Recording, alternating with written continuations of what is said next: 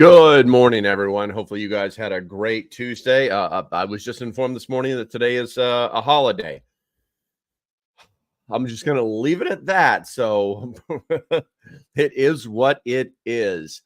Let's see here. We're going to go and start off with the Rumble crowd because Rumble glitched on us this morning.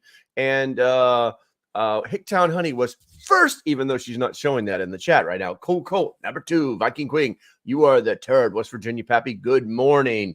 And looks like we got the double-double going on here. The Real Patriot is in the house.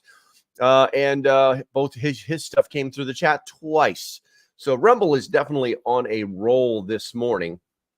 Let's go ahead and get rid of, let's see here. I got to go up to that one. I got to click that button right there.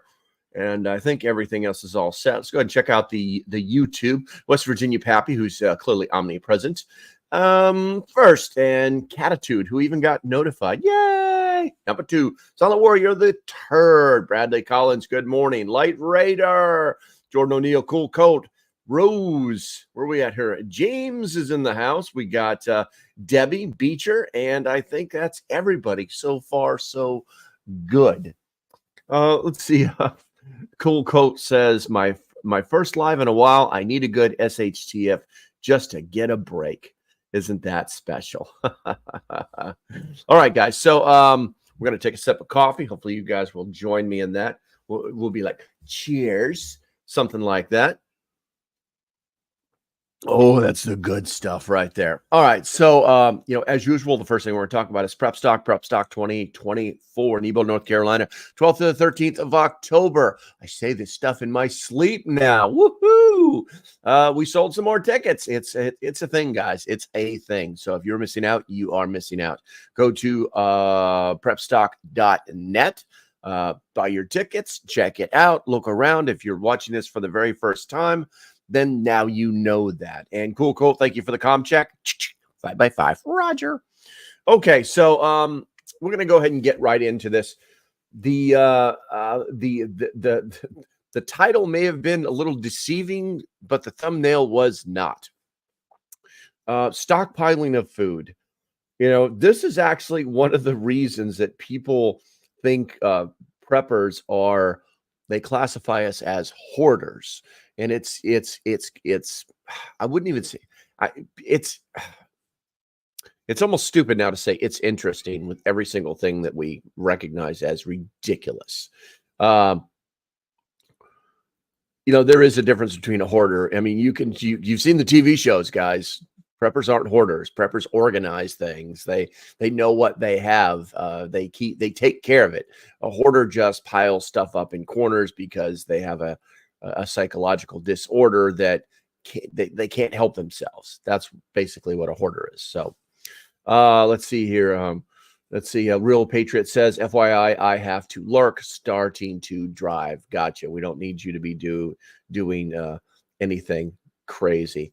I don't think that I've ever been muted. I think that something else was wrong.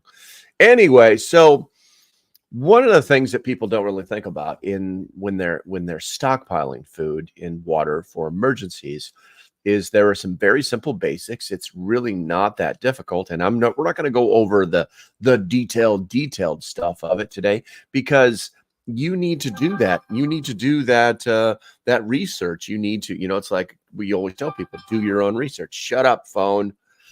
That's my Clapper app trying to tell me, come talk to me, guys. Please come talk to me. But I'm just not. I've tried doing Clapper lives, and it's just not beneficial for anybody. All right. So as the race goes, we currently have 21 people on Rumble and 16 people on the YouTube. So Rumble, you are winning today. All right, so back to getting back on point, basic instructions for stockpiling food for emergencies.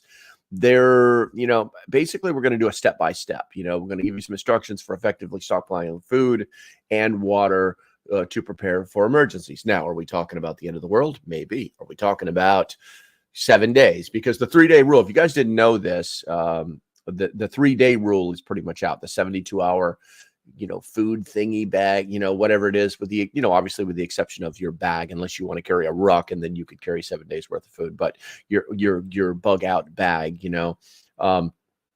generally you're supposed to have 7 days, if not more, worth of food and water and supplies and whatever, or your stockpile should last no less than 7 days, according to FEMA.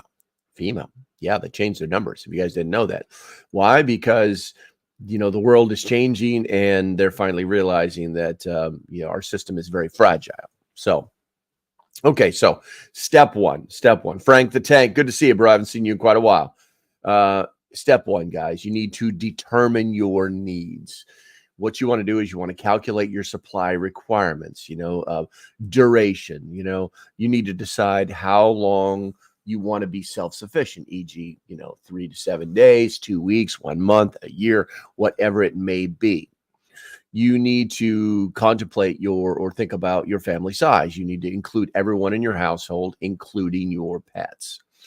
And then what you need to do is talk about your calories using the caloric method of determining the necessary amount of food to store. You would use that to determine how much food you need to stockpile, and water, obviously. Now, there is a very detailed chart that you can find if you look detailed enough online, that will tell you by age how many calories you're supposed to be having. For instance, children 2 to 4 years, a male is supposed to be 1,000 to 1,600 calories, while a female is supposed to be 1,000 to 1,400 calories. And when I raised all of my kids, my 6 kids, I never once stopped to think, gee, I wonder how many calories are in this. Because there is the mindset that you must do the calorie method instead of the meal method, because you got to have the calories. You got it, because in the apocalypse, we're all going to be in survival mode, and we're going to be using more calories than we ever did before. And I'm not believing that for a freaking second. The people who need to be able to doing that are the ones that have, they've lived past the 3-month starvation period that a true SHTF would bring. And then after that, everybody's pretty much scrounging. So that whole calorie, the calorie idea kind of goes out the window, but it's not a bad system. It does work. Okay. In fact, it's the precise system. We'll say precise. So we got to give it some credit.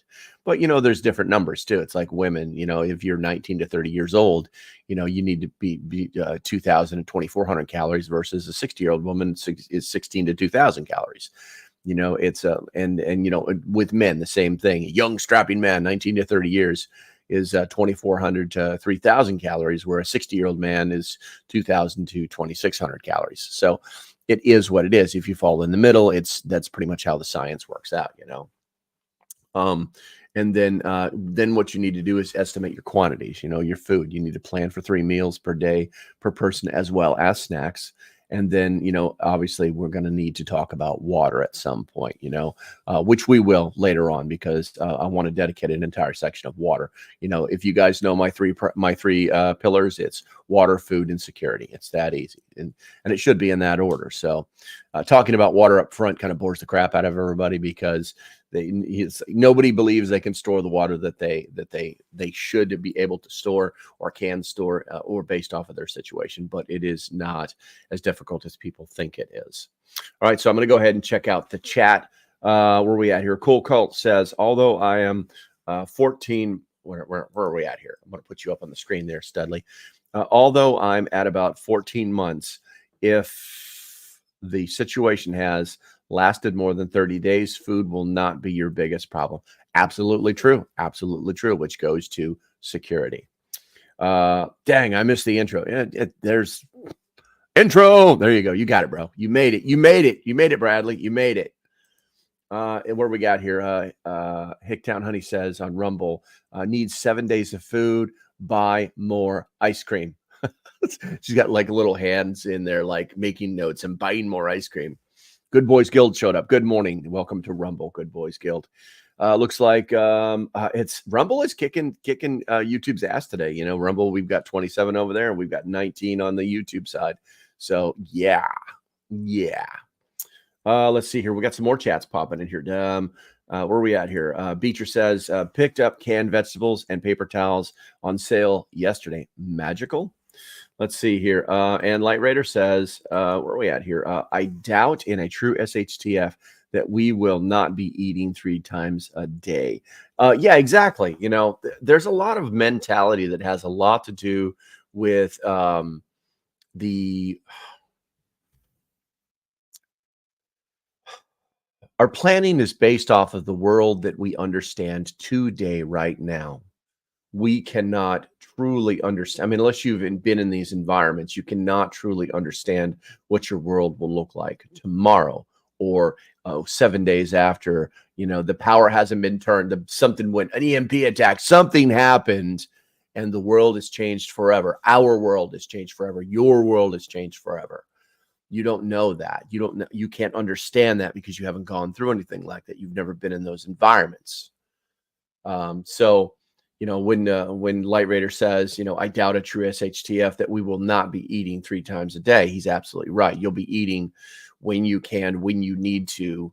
It becomes more of a fueling issue than oh, by the way, we got to eat 3 meals a day. Hey, everybody stop what you're doing. Let's go eat lunch.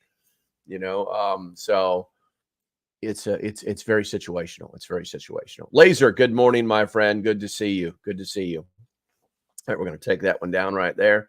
And good comment. Good comment. And greetings from Southeast Florida. What's up, Tuck? Let's see here. So we're going to go. You guys are just yappy. You're little chatty Cathys this morning. It's kind of cool. It's kind of cool. You're working on that chat algorithm, kicking YouTube in the twat.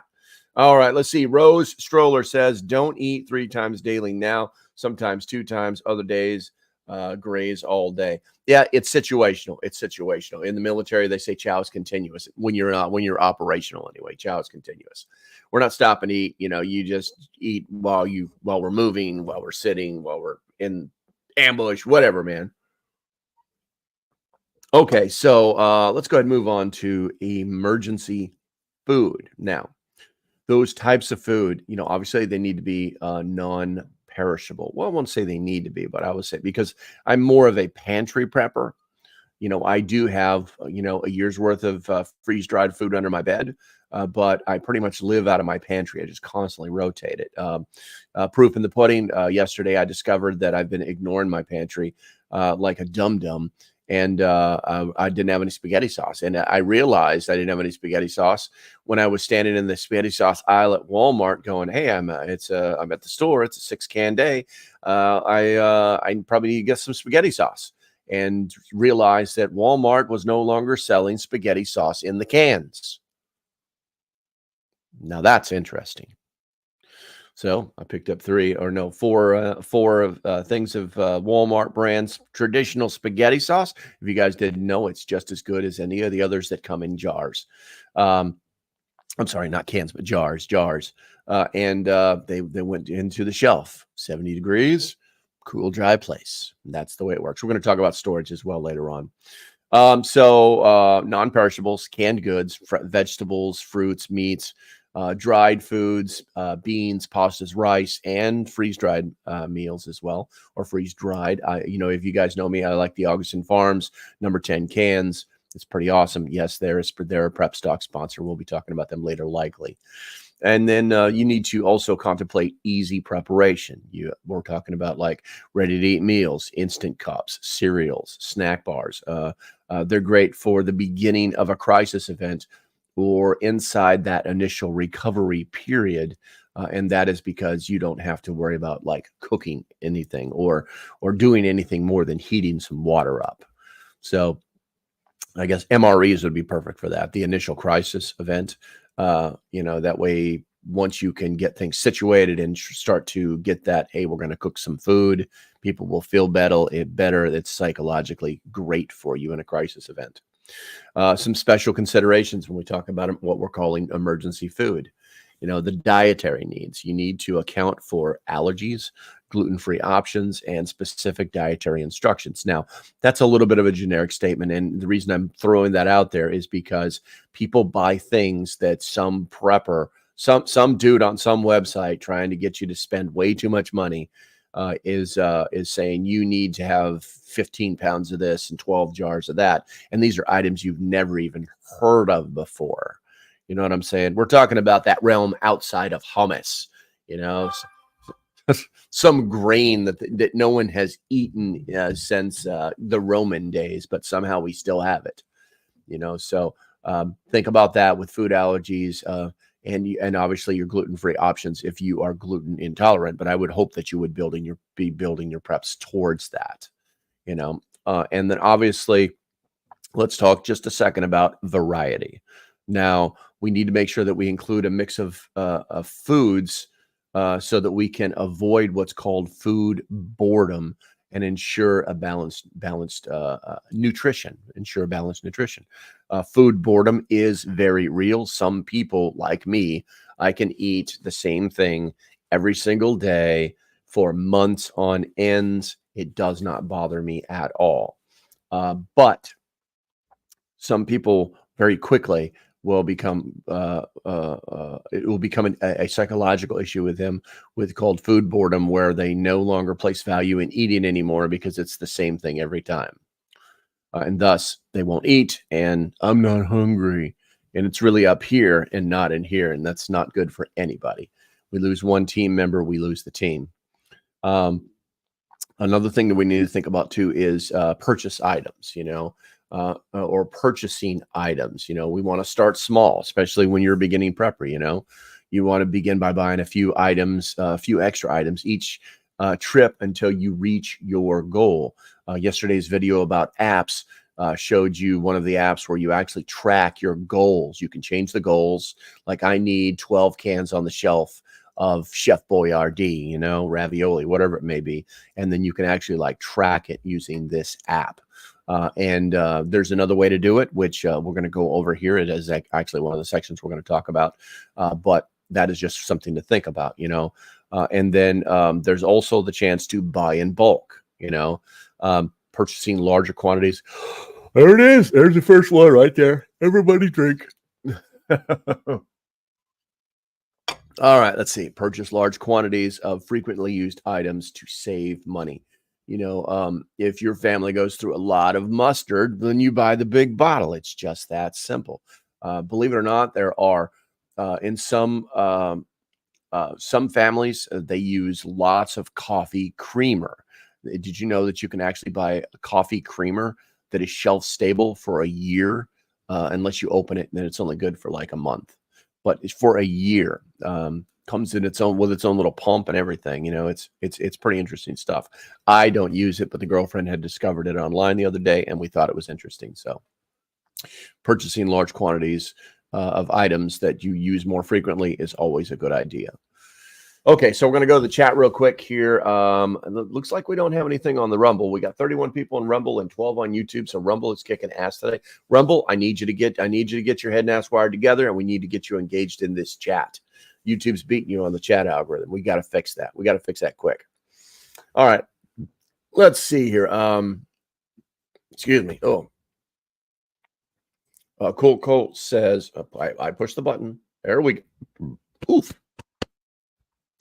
Cool Colt says he agrees with meals. One high calorie meal with random maintenance snacks, primarily protein based, nuts, etc. Yes, just be careful, because those nuts will make you fat, bro. So unless you're burning it off every day, they'll do it in a heartbeat. This is one. Tuck says my stocks are 99% gluten free. Does present challenges? Yeah, I would think so, bro.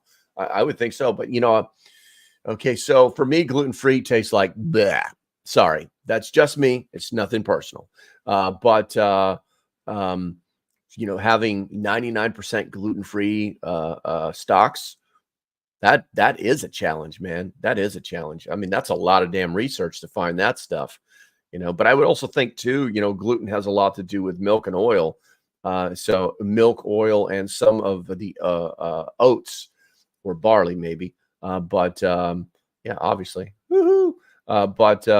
Yeah, you would think that that stuff would store pretty well. Viking Quick, I see what you did. Thank you, young lady. I appreciate it. All right, see here. James says, get yourself a freeze dryer. It's a game changer and a great investment to make food how you want it. Yes, absolutely true, because you can freeze dry the food that you actually like and then rehydrate it when you need to. They are expensive, and I understand you can actually buy them on a payment plan now. So if you're interested in a freeze dryer, then I would definitely get one. Let's see here. What we got here? Harvest Right is running a special on refurbished freeze dryers. Okay, I like that. What do we got here? No better time to find your new friends are allergic to peanuts after sharing a meal with them. Absolutely. Absolutely. Let's see here. The Tuck says, where are we at here? Wheat, barley, rye, and triticale. See, that's that stuff no one's heard of, man. Have gluten. Gotcha. Gotcha. But, knowledge is power. Knowledge is power. All right. So we're going to move on to section 3 here. Oh, let's see here. So if you guys didn't know this, one of the things that I'm doing is I'm actually writing a book right now. I've finally got off my ass and wrote it, and I'm writing it in a format that is both easy to read, but also is bulletized as well. And one of the things that I do every day is, I don't know if you guys have noticed this, but I've kind of moved off of the whole political attack dog genre, which I'm kind of known for, but I'm moving on to more prepper related items because things need to be productive now. We already know who the bad guy is. We already know how this is going to go down. We just need to be preparing for it. And so, like I said, I'm writing a book, and one of the things that I'm doing is I'm using my research to make these videos for you guys. So you're welcome. Anyway, let's see here. Where are we at here? Store emergency food. So, the storage guidelines are actually pretty simple. There just needs to be in a cool, dry place. You need to keep your food in a location that's cool, ideally 75 degrees or cooler, but not below 40 degrees. Dry and dark is the general rule. And you also need to use proper containers. You need to use airtight containers if you can, vacuum sealed bags or the original packaging to protect from moisture or pests. Mylar bags and plastic totes or 5-gallon buckets with lids are preferred. And a special note, the use of food grade buckets and totes are optional based on the method in which you are storing the contents of the food. For instance, you don't need, if you're just pouring grain into a bucket, it needs to be food grade. It's not too smart to do it that way, but it needs to be food grade. If you are storing Mylar bags inside of buckets or totes, they do not need to be food grade. They're a little bit more expensive, but I would say anywhere from $1 to cents more expensive. So it's not a bad idea to have food grade buckets. Just be aware, like when Walmart or Lowe's starts going on their bucket sales, you might want to get in on that stuff. Also, it's oddly enough, it's kind of stupid because they've started to charge for lids. You remember when the lid used to come with a bucket? Now they're charging for lids. So yeah, there's that. And then in this section, the last thing is organization. Labeling your items with the purchase date and expiration date. Marking the can, jar, or bag with a Sharpie is the easiest method. Also you want to set up a rotation system or use what they call the first in, first out, or FIFO, FIFO method to keep food fresh. It was basically where you just place your newest items at the back of your shelf, or at the back, and the older items at the front of your shelf. Basically that way there's this constant rotation. You can actually buy these things on Amazon where you just drop the can in and it goes to the back automatically. I've seen people build magical shelf systems, which is pretty cool. But it's all in what you want to do with it. I use shallow shelves. Deep shelves are knife, but I use shallow shelves. So that way I can literally just reach back, pull it forward, and then drop the can in. I guess it's the poor man's way of rotating your stock. All right, let's see here. Let's check the chat real quick here. The lids cost more and the quality is lower, is what Tuck is saying. Yeah. When I got into prepping, I actually have the gamma lids on a lot of my initial buckets that I have. And what I found is that the gamma lids are great. They're absolutely great. for sealing stuff in, because if you guys don't know what the gamma lid is, basically it's a two-part system, and one you put on like an old paint lid, you just bang bang bang bang bang, and there's actually a rubber seal on it, and then two, the centerpiece can open and close via screws, a set of threads. So basically it's a lid with a lid in the middle of it, and you put whatever you want in it after you bang it down, and then you just tighten it down with your hands, and there's a seal on it, and it seals it right up. It does make it actually airtight. Now, the problem is that storing those things, even in optimal storage conditions, those seals dry out. I've had several of them break on me when I went to go check my old preps. And, you know, it actually makes me wonder, like, do I really, really need to have a sealed bucket? Does it really need to be airtight if it's just full of Mylar bags that are already sealed? So something to think about, Let's see here. Hey, that's Chupacabra. What's going on, bro? Let's see. Chupacabra says, if you get buckets, you ought to buy a bucket opener. Yeah, absolutely. Absolutely. You know, or the gamma lids, like I was saying. That's really up to you, but they're expensive. I remember when you used to get 5 of them for $10. Now one of them is like $10. But yes, you definitely need to get a bucket opener if you're going to be using buckets. I have moved to totes, but I still have a lot of stuff in buckets that I have to check from time to time. Totes just makes it easy, man. Totes just go and get what you need and get out. Let's see here. Let's see. Jordan says lids cost more. Lids cost more is the equivalent of the guac extra guac cost extra. That's where they're making the profit. I got you. Gammas have pros and cons. They do. Can I just hit the down arrow? I cannot. Damn it. Gammas have pros and cons. They do add strength to the rim of the buckets. That's true. I keep a bucket opener and rubber mallet. Let's see here. All American Prepper to shut up. What's going on, bro? I haven't seen you since Christ was a corporal. Good to see you. Which is still hilarious, because we've got the YouTube chat is going crazy, but the Rumble chat, although there are twice as many people in the Rumble than there are in the YouTube, is going nowhere. That's interesting. All right, let's see here. Oops, showed up. Good to see you, bro. Good morning, y'all. Y'all, my spam heads. Spam heads. I got you. All right, what do we got here? Let's go ahead and turn that off right there. Okay, so let's go ahead and talk about water, guys. Stockpiling water. Water storage. Glug, glug, glug. I guess the first thing we need to talk about are the containers. You need to have clean containers, you know. You definitely need to have food-grade plastic or glass containers. You definitely want to avoid containers that have held chemicals. Now, I know that there are hold on a second. Let me finish this first. Sealed and sanitized. Ensure containers are tightly sealed and sanitized before use. Now, I know there is a trend out there to store water in used soda bottles, plastic soda bottles. I don't have a problem with it. I really don't have a problem with it. And here's why. As long as you ensure that you have cleaned and sanitized that bottle inside and out thoroughly, as well as the cap, okay? As long as you've done that, and as long as you use treated tap water, not well water, okay? It needs to be treated tap water, okay? And as long as you have filled that to the top, and then you have got that seal, that cap on there as tight as it needs to be, okay, to maintain that seal that's in the top of that cap.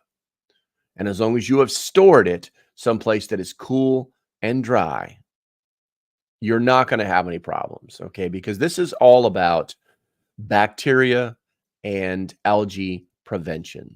When you start to seal things, these bottles are clear. They need to be out of sunlight. They need to be away from anything that would cause anything to do anything with it. Now, what I will caution you is that after about a year, after 6 months, you probably need to swap the water out, okay? But you can technically leave it in there for a year. It just won't taste great. But what happens is you keep using these caps over and over on these bottles, and the seal in the cap starts to wear down way too much. So that is something to think about.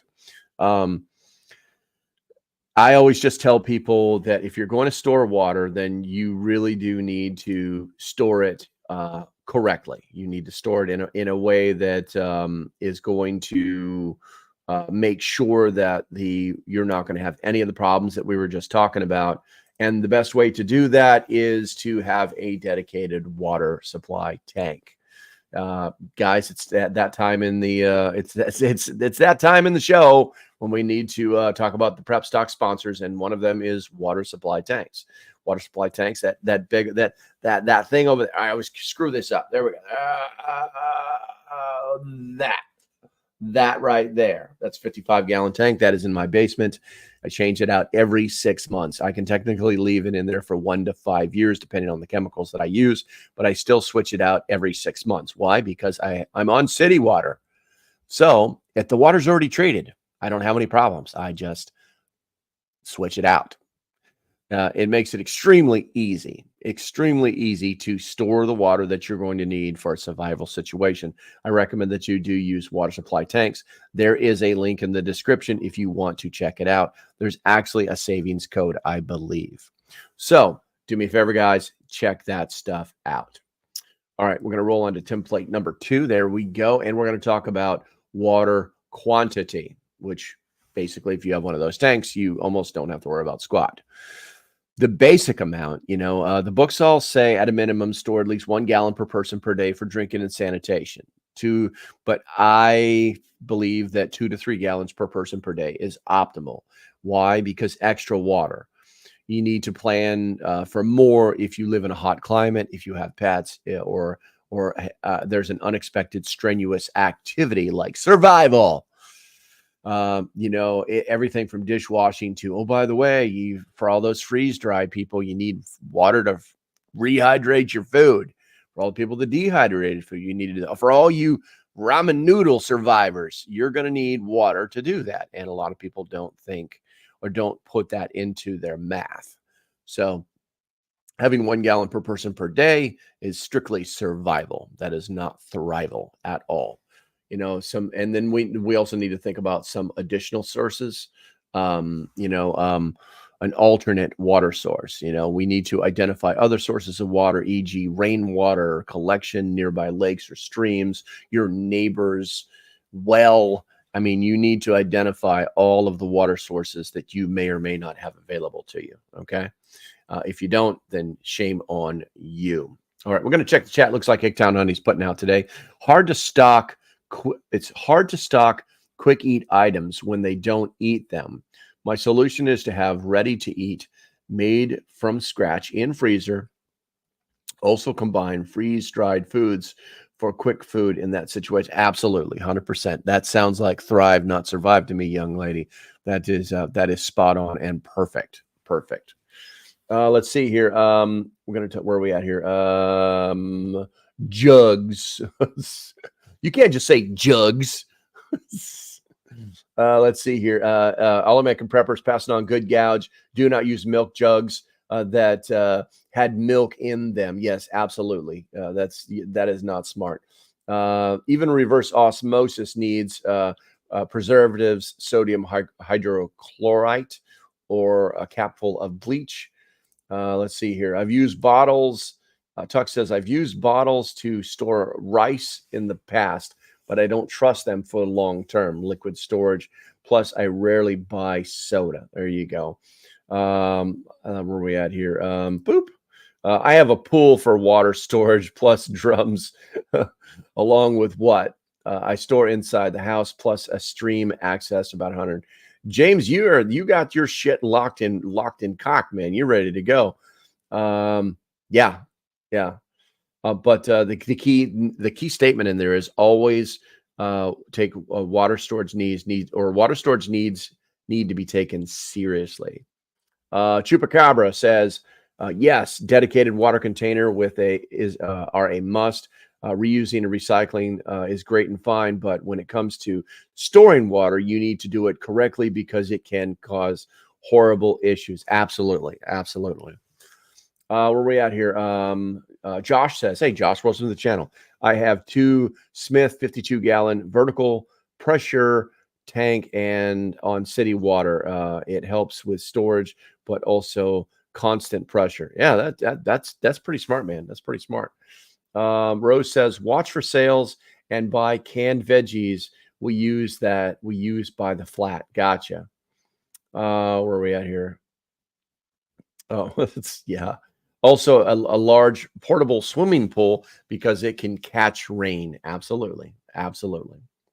Okay, so we're going to take that off there, and we're going to continue to roll on to, while we're talking about water, we're going to talk about water purification. Time to drink.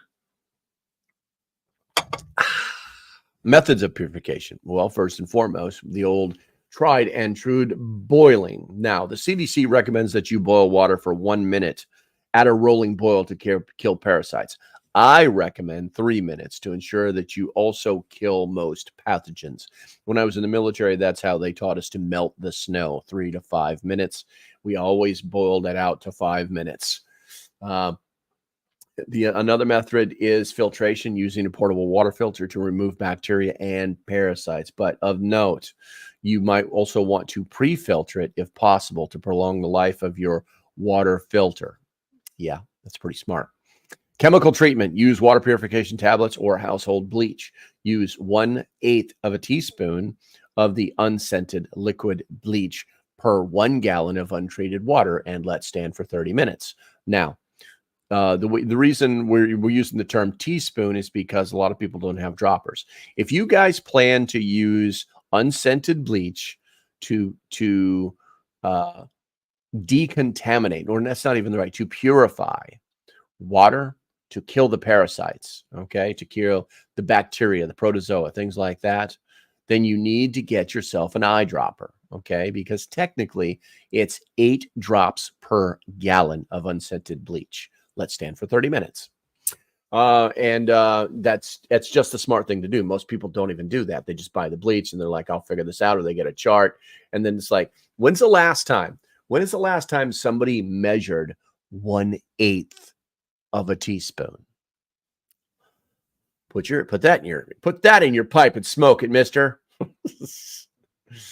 Let's see here. We're going to move on to monitor and maintain. Now, what we have to do is we have to update our stock. And it's broken into 2 categories. You have consumption and adjustments. Now, with consumption, you're going to replace items consumed during non-emergency times. With adjustments, you're going to need to update your stockpile to accommodate changes in family size or dietary needs. Now, what does that really mean? I want to make sure I don't have this. There we go. It means that we're going to need to document some stuff. Okay. Now, when I say document, I literally mean you can use an app, you can use a spreadsheet, you can use a clipboard in paper, which is what I actually recommend. And we're going to talk about that here in a few sections. But you definitely need to be monitoring what is happening, which is where I've actually failed in the last 2 weeks. I've been taking stuff out of the preps and rotating because, like I said, it's just a giant pantry for me. But I have not been paying attention to what I'm taking out and then putting it back, which is a problem. So let's see here. Let's see. We got every time I bake, 3 minutes, every time I bake cookies. Okay. Chupacabra says an ideal one should use multiple methods of filtration and purification of water. True. Bake the water. I have heard that before. But you've got to get it up to a certain temperature for a certain period of time. Let's see here. Sunlight helps off gas, chlorine, and helps to purify. True. Filtration, boiling, pour into designated container, add chemical preservatives in proper quantities in that order. Gotcha, Chupacabra. Rose says, if you are a baker, some of the measuring spoon sets have 1/8 of a teaspoon. There you go. So that might solve your problems right there, you know. And the other thing that I want to add that I didn't talk about was bleach only maintains its strength for a certain period of time. I want to say it's like 6 months before bleach starts to lose its I guess active ingredients, its chemical stain power, its potency. So be aware of that. Do the research, find out. All right, let's see here. Emergency cooking and hygiene. Oh, wait. Hick down here says I do it all. I do it all the time. I use essential oils. Everything is measured by drops. So Hicktown Honey she's a smart lady and has her own droplet, her own dropper, her own eyedropper.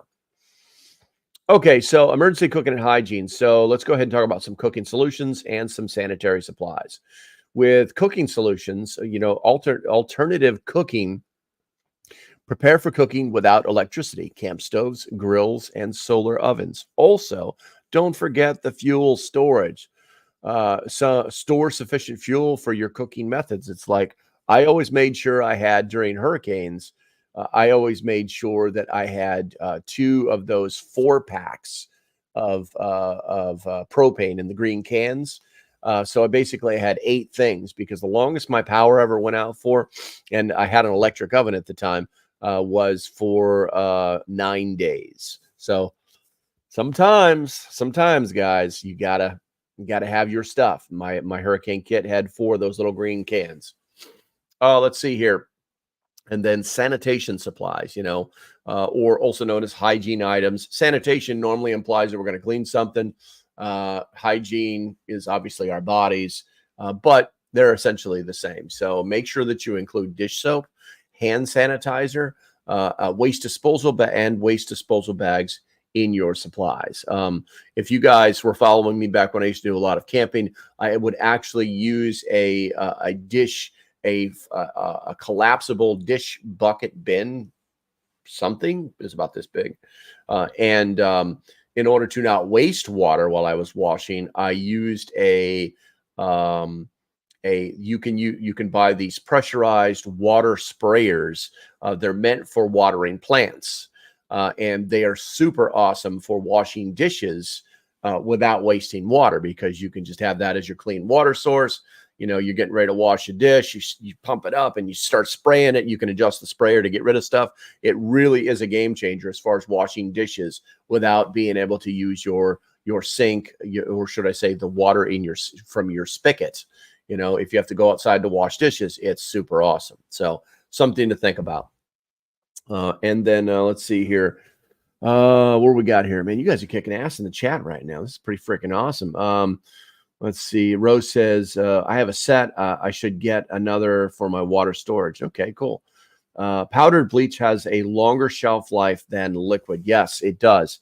If you're referring to the, I believe it's actually a different chemical, but please correct me if I'm wrong. The actual pool bleach, you can use that to sanitize your water, to kill the parasites, so on and so forth.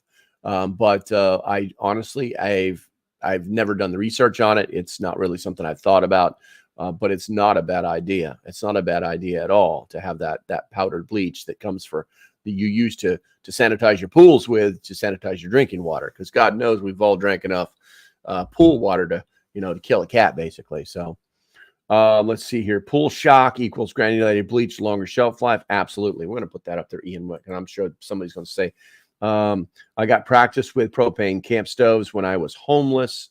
West Virginia Pappy, learn to make soap would be grateful. Yes. I don't know what socket means. Let's see here. Calcium hydrochloride. Protocols are easy but different. Gotcha, Tuck. Gotcha. Yeah, I know it can be done, but I've just never done the math on it. Let's see here. West Virginia Pappy, so I would recommend starting with mixing glycerin, soap, and various fats with essential oils. This sounds like a theme. This sounds like a theme from Fight Club.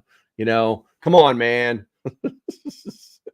Yeah, they're talking about making soap, guys. Knowing how to make soap is actually pretty cool if you have the chemicals and oils that you need to make the soap.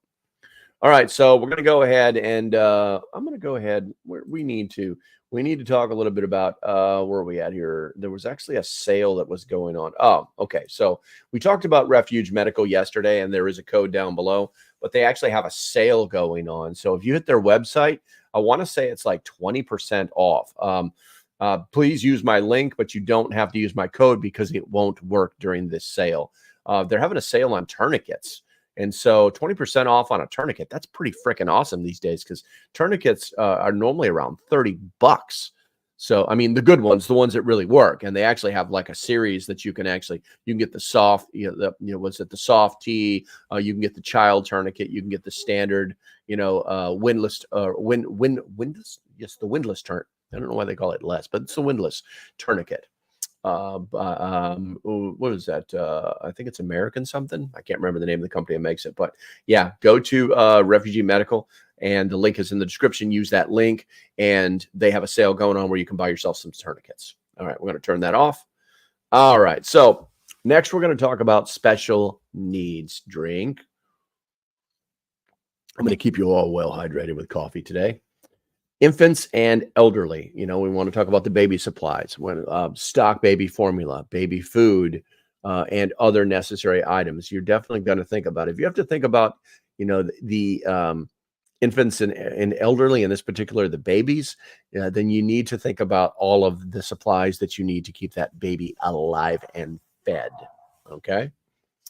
Where we got here, elderly needs, it's going to include easy to eat foods. All right, guys.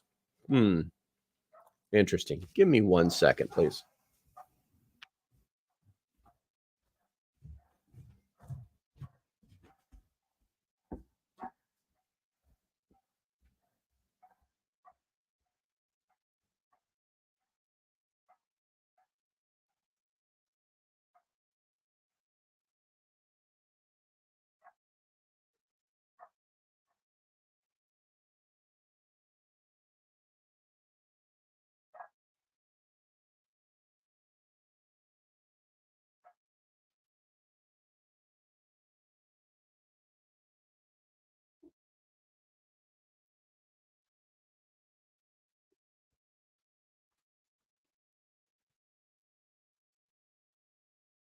Sorry about that. I thought something was happening outside, but it wasn't. Okay, so getting back onto this, elderly needs, where we at here? Easy includes easy to eat foods and any special dietary requirements. It is what it is. It is what it is when we start talking about the elderly and the babies. So I can't afford to stock baby stuff. My neighbors better get on their preps. Yeah, there you go. There you go. Where are we at here? Rose says, when traveling for work, carried bleach tablets for ding my laundry was opposed to liquid. Gotcha. Dr. Bronner's is very versatile, not good with hard water. All right. All right. You guys are just typing away here. Well, I appreciate it. Suggest change to cloth diapers as opposed to disposable. If not on the road, can be washed and reused when lessen the amount of waste. Yes, absolutely true. All very true statements. All right, so moving on to pets. Obviously you need pet food. You need to store adequate food and water for your pets, including any special dietary items. Of special note, believe it or not, most dry foods contain oil and will become rancid with age. So don't think just because you bought this dry food and you may have put it in Mylar bags or whatever it may be, it will still eventually go rancid. Just how long will that take? There's no telling. There's no math. There's no science on it. But if it's got oil in it, it will go rancid. Okay, so we're going to move on to documentation. Now, we had talked about this before, and this is one of my failings in the last 2 weeks. This is where I'm lacking. Dang, I need to amass cat food. Yes, canned cat food. There you go. Beware oils. Lots of food have oils. Yep. Prepper cat better get on her mouser game. Oh, that girl can survive. I've seen her do it. I've seen her take birds out of trees. So I'm not too worried about Prepper cat. But anyway, so documentation, guys. Now this kind of sounds stupid, but let's go over the details, and then I'll tell you exactly how I do it. So inventory management, keep a list, maintain a written inventory of all emergency supplies. It's that simple.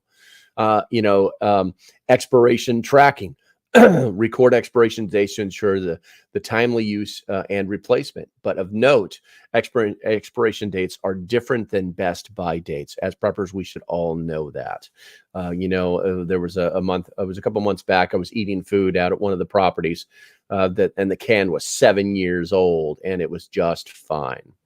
Matter of fact, I even had somebody comment, "Oh, this is fake. You just saying that, blah." It's like these people aren't even worth your time. But the big thing on the documentation piece, guys, one of the things that I will do is I will keep a clipboard and a pen or pencil, whichever you prefer, near my preps. And when I take something away, I write down what I took. And then when it's time to go to the store, I just take that list with me. I've been creating this list the whole time. I just take the list with me. And so that solves the problem with documentation and inventory management and rotating. It solves the problem instantly. I think the most expensive piece of the items were the clipboards because I have different shelves in different places. But if I take something off the shelf, I mark it, and that instantly creates my shopping list for preps to keep the stock rotated. Let's see here. Oops says, beware of anything with eggs or chicken used in mix, ranch dressing, mayo, for example. Yes, exactly. But it's odd that I would use, one of the things that I do is I actually pay attention to the expiration dates with anything that has either a milk product in it or dairy, any type of dairy product or an egg that is inside of it. I actually use the expiration dates on it. Because, I guess the lesson learned was the ranch dressing incident where I opened a thing of ranch dressing that was 3 years old, and the smell was so bad. It was unbelievable. But normally the expiration dates on anything that is dairy-based or poultry-based generally works and is safe. So let's see here. And we're going to put that up there for Tuck. He's absolutely right.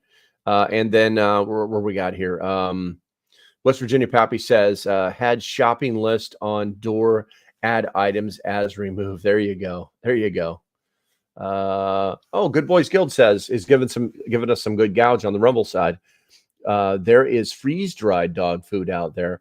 Also, just keep a list of what dogs can eat on hand and feed from your preps. That is my plan. Yes, exactly. Yeah. Exactly. So you don't actually have to have dog food, just maybe, an extra slice of meat or an extra piece of can of this, or you know what I'm saying? And predominantly, let's face it, dogs will pretty much eat almost anything. So, making them what would normally be your leftovers now turns into the dog's meal once a day. It could really be that simple. Okay. So let's go ahead and let's see here. Where are we at here? There we go. All right. So review and update. So periodic review, guys. You should be doing a biannual check, which means to review your stockpile every 6 months. This refers to cans and seal. This refers to what is called a can and seal check. Basically, you need to look at all of your cans every 6 months. Okay. If they start to rust out, you need to use or get rid of them. If you've got a loose seal on something, it does happen over time. You need to get rid of that.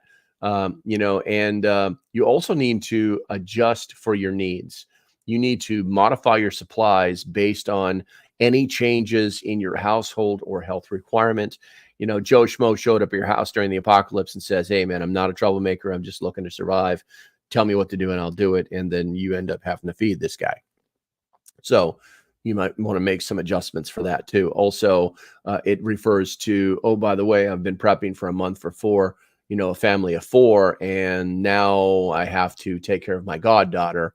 And so now that number just turned to 5. So use that basic general mathematics class you got, in the freshman year of high school, and you will succeed. All right, so it looks like we are running out of time here. Let's go ahead and summarize this whole thing. By following these steps, you can effectively prepare and maintain a stockpile of food and water, guys, that will help ensure your family's safety and well-being during an emergency. Regular maintenance and updates are key to keeping your emergency supplies reliable and ready for use. Okay. Apparently, Tuck says I did a complete review earlier this year. Good on it. Also, check the non-food preps. There you go. There you go. All right, guys. I think that's going to be about it. As usual, do me a favor, hit that thumbs up button or like button or whatever it is on Rumble. And if you're not subscribed, hit that subscriber button. I'm here Monday through Friday. 9 a.m. is the goal. So, let's see. If you really like what I'm doing, do me a favor and support the channel. There's many links below. Be an adult. Spend your money like an adult would, the way you want to. And as usual, stay safe. Have a great day, and I'll see you when I see you. Don't forget, if you're not a Patreon, by tomorrow at 7 p.m., you cannot win the monthly gift that I'm giving away to all of my Patreons who pay me money. That sounded so shitty. All right, guys. If you're not a full Patreon, anyway, reality strikes, man. Membership has its privileges. I hope you guys have a great day. We'll talk to you later. Bye-bye.